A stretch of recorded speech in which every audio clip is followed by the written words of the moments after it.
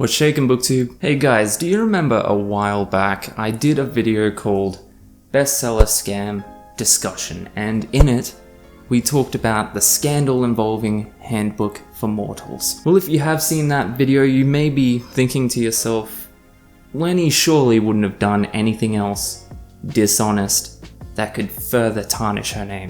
Surely, right? You would be wrong! Believe it or not, Lenny's done it again. Welcome to Bestseller Scam Part 2.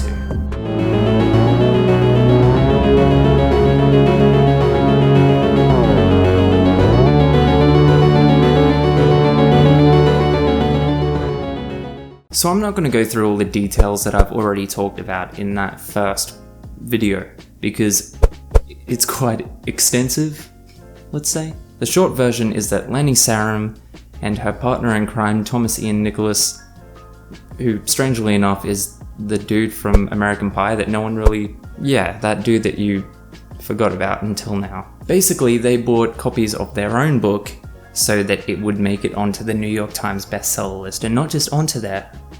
No sir. It became number 1 because they bought 18,000 copies. Further from that, the cover was also heavily inspired. But like I said, there's a whole other video on that in which I feel I was very professional, very polite. I'm actually really proud of that video because I did a lot of research and I presented it all more objectively than subjectively. I did give my opinion, but I made sure that I clarified what was speculation and what was, at that point, appeared to be fact. Well, I was cruising through Twitter the other day, and as you do, I was cruising through Twitter and I came across a post shared by someone of a fellow tweeter who had pointed out that Handbook for Mortals over the last 2 days had received an influx of 5-star reviews. And I thought, hey, that's odd. Maybe, people are rushing to the defense.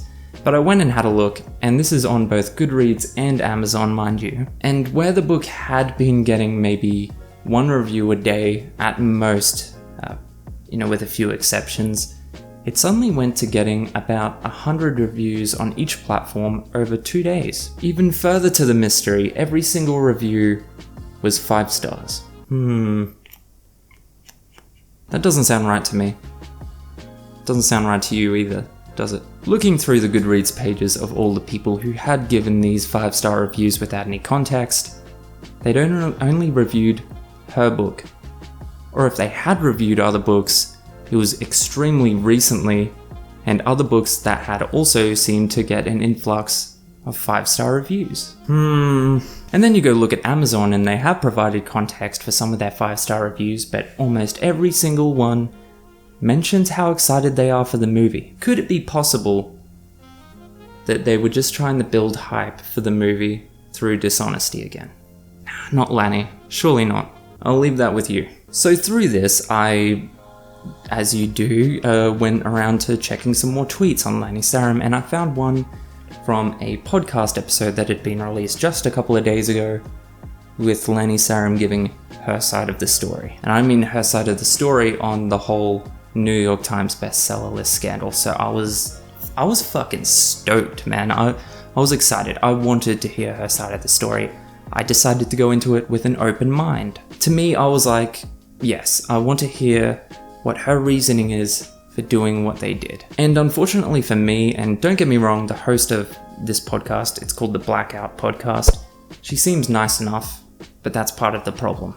The questions were softballs. When we were getting Lenny's side of the story, I expected us to hear her side, and then I expected a bit of follow-up. There was none. We pretty much just heard her defend herself very vaguely, and then the host didn't think to attack any of the points that didn't seem to make a whole lot of sense to me. But not just that, the host actually went on to agree with her and encourage her in thinking that she hadn't done anything wrong. But like I said, the host seems nice. Anyway, I want to discuss a few of the finer points of that podcast because hearing Lenny's full side of the story, it honestly just confused me more. I'll try and keep it brief, but obviously anything I say can be accused of being out of context.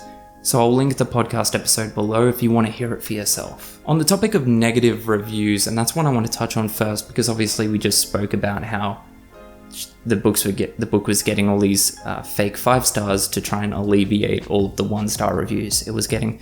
But she spoke about the negative reviews, the 1 stars. And after a whole lot of rambling, there's no point in even reciting all of it, because what it all boiled down to was that she is convinced that all of the negative reviews were either A, from people who hadn't actually read her book. And I just want to take a moment to say, Lani, I agree with you in the sense that people shouldn't review books they haven't read.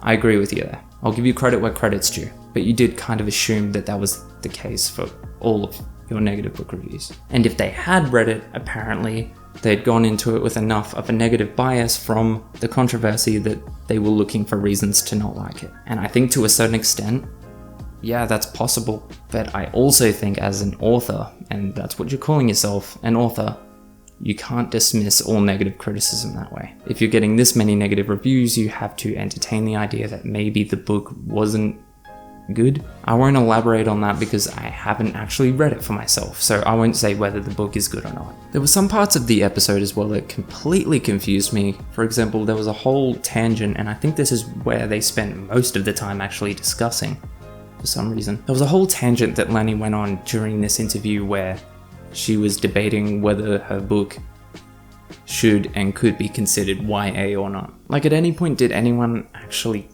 care what genre the book was in? I thought the main criticism was that it had been brought onto the New York Times bestseller list, right? And then there was a whole section where she's talking about how the movie that they're planning to make on this, which, let me say, I'm skeptical as to if that's actually going to happen, and if it does, I doubt there's going to be any major motion picture studio behind it. I mean, I don't have movie experience like Lani, but I don't think anyone's going to want to attach themselves to that kind of controversy. But she spent a whole section talking about how it's meant to be female-led, and that was a big deal. In fact, the context that was brought up in was almost as if that was a defense for not offering her criticism. If you were to critique her on the book, then you're critiquing women taking the lead on a movie. She said one weird thing when they were discussing this as well, and that was there hadn't been a new female-led movie since The Hunger Games.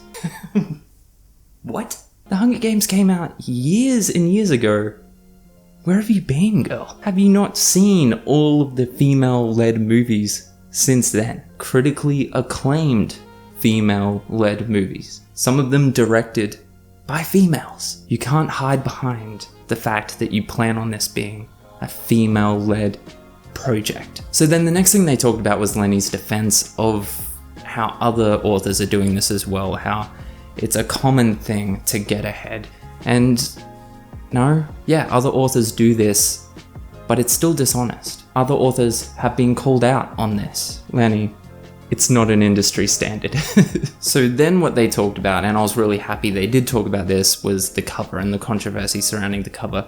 And Lani just straight up denied that it was a copy. She admits that they went to art specialized people before printing it to ensure that it wouldn't be considered legally plagiarism. And that's fine. But there is an ethical element to that as well. And ethically, it was copied. People are allowed to be pissed about that. The original artist is allowed to be pissed about that. Lani boiled it down to being just a girl sitting in front of the same pinwheel in the same kind of pose, and that was where the similarities finished. But that's not true. If you look at the covers side by side, the similarities far outweigh the differences. And you said that when you tried to weigh up those two things, you came up the other way, but obviously there's a bias there. You want there to be more differences than similarities. And you can say that I want there to be more similarities than differences, but honestly, I don't care that much to pose that much of a bias on it. She then went on as well to compare it to a guy holding a sword next to another guy holding a sword. What? Maybe if it was a guy holding the same kind of sword in front of the exact same kind of background with their pose in the exact same kind of specific pose, sure, you could kind of compare those two things. Look, I don't mean for it to seem like I'm just hating on Lani or disagreeing with her for the sake of disagreeing with her. I genuinely went into this with an open mind, hoping for more, but not really expecting it, to be honest. But I can't get behind anything she's saying. Every piece of defense that she gives just seems so dishonest. And to me, it seems like she's constantly reaching for reasons to justify what it is that she's doing and rejecting all forms of criticism. That's something her and the host did in this podcast that frustrated me. They laughed away, and in some cases literally laughed away, genuine criticism as nothing more than haters. We have a reason to be suspicious. Look, honestly, I think Lainey at this point is just addicted to dishonesty and is doing anything she can to salvage the wreck that is Handbook for Mortals. I don't think there's any hope for it. There's sure as hell no hope for the book, and putting all these fake reviews on Goodreads and Amazon has done nothing but damage it further. And yes, the negative elements there and the criticism, etc., will bleed into the movie if the movie does go ahead. And again, I'm skeptical that any major motion picture is going to touch it with a 10-foot pole, considering how much negative attention already surrounds Handbook for Mortals. If the movie does happen, I don't think it's going to be very high budget, and I think that's just going to make the whole thing even worse. Anyway, don't take my word for it. Go listen to the podcast, see what you think. If you agree with Lainey, sure, that's fine. But I personally don't. But yeah, listen to it, form your own opinion, don't just take my word for it. If you want to, do the thing, follow me on the thing, and I will see you in the next video. Catch ya.